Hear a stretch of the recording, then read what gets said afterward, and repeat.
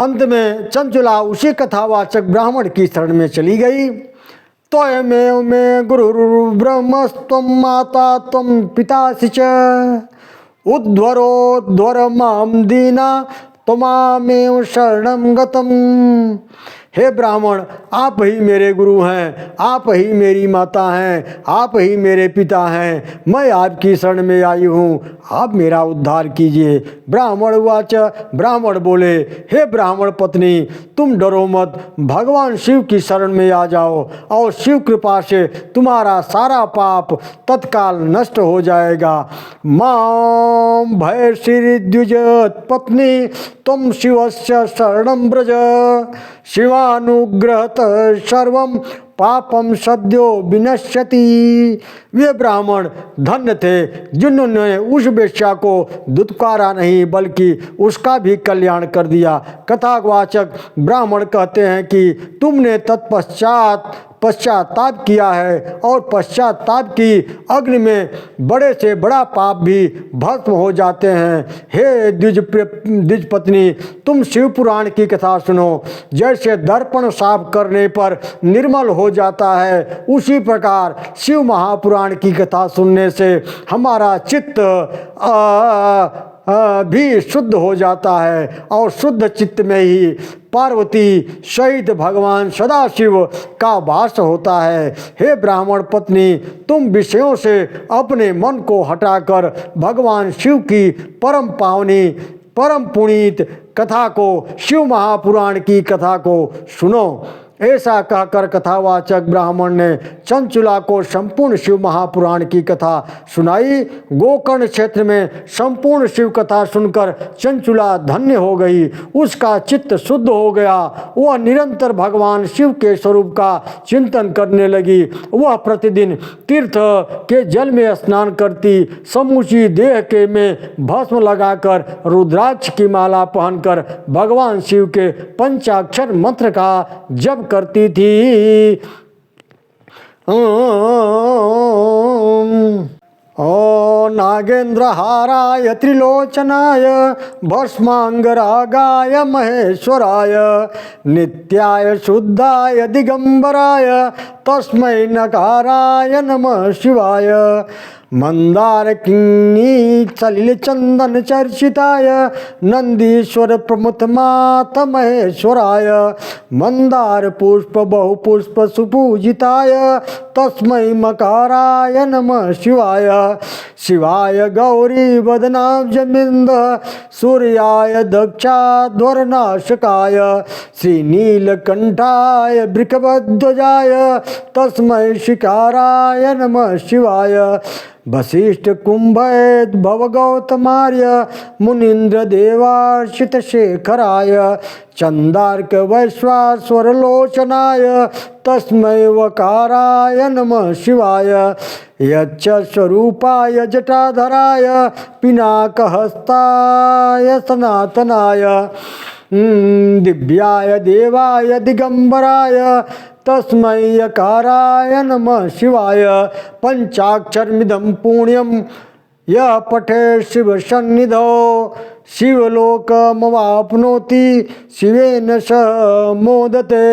इस प्रकार समय के पूर्ण होने पर भक्ति ज्ञान और वैराग्य से युक्त हुई चंचला ने बिना किसी कष्ट के अपने शरीर को त्याग दिया। जैसे ही चंचला ने अपने देह को त्यागा, वैसे ही भगवान शिव के द्वारा भेजा हुआ एक दिव्य विमान वहां पहुंच गया। भगवान के गणों ने चंचला को उसी दिव्य विमान पर बैठा लिया और तत्काल उसे लेकर शिवलोक में पहुंचा दिया। वहां पहुंचते ही उसने त्रिनेत्रधारी भगवान शंकर जी को, साक्षात शंकर जी को देखा। ब्रह्मादिक देवता भगवान शंकर की सेवा कर रहे थे।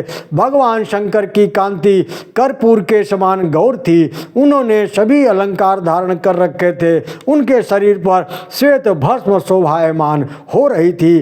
कर्पूर गौरम कर्पूर गौरम गिरीशम सर्वालंकार धारिणाम शीत भस्म लसद्देहम शीत वस्त्रम महोज्वलम भगवती पार्वती भगवान शिव ने बड़ी करुणा के साथ उसे अपने पास बुलाया और भगवती पार्वती ने चंचुला को अपनी सखी बना लिया। एक दिन चंचुला ने पार्वती जी की बड़ी सुंदर स्तुति की। गिरिजे स्कंदमातस्त्वं सेविता सर्वदा नरैः सर्वसौख्य प्रदे शंभु प्रिय ब्रह्म स्वरूपिणी विष्णु ब्रह्मदिभिसेव्या सगुणा निर्गुणापि च सत्वमाद्या प्रकृति सूक्ष्मा सच्चिदानंद रूपिणी सृष्टि स्थितिलयकारी त्रिगुणा त्रिशूरालया ब्रह्म विष्णु महेशानां सुप्रतिष्ठा करा परा।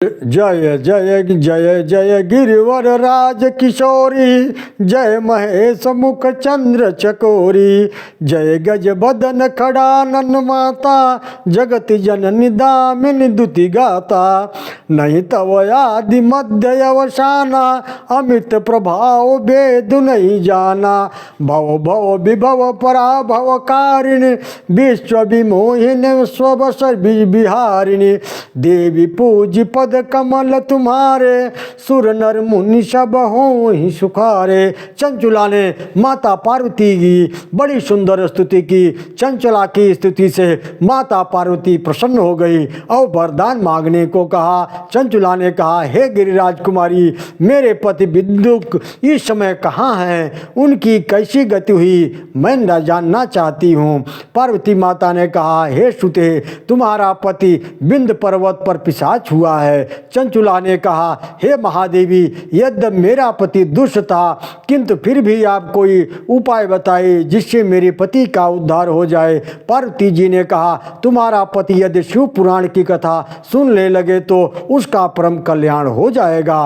पार्वती जी ने कहा, चंचुला ने कहा, अब आप ही मेरे पति को शिव पुराण की कथा सुनाने की व्यवस्था कीजिए। चंचुला के द्वारा प्रार्थना करने किए जाने पर माता पार्वती को दया आ गई और माता पार्वती ने तंबुरु गंधर्व को बुलाया। उसे चंचुला को साथ लेकर बिंद पर्वत पर जाकर बिंदुक प्रेत को शिव पुराण की कथा सुनाने के लिए कहा।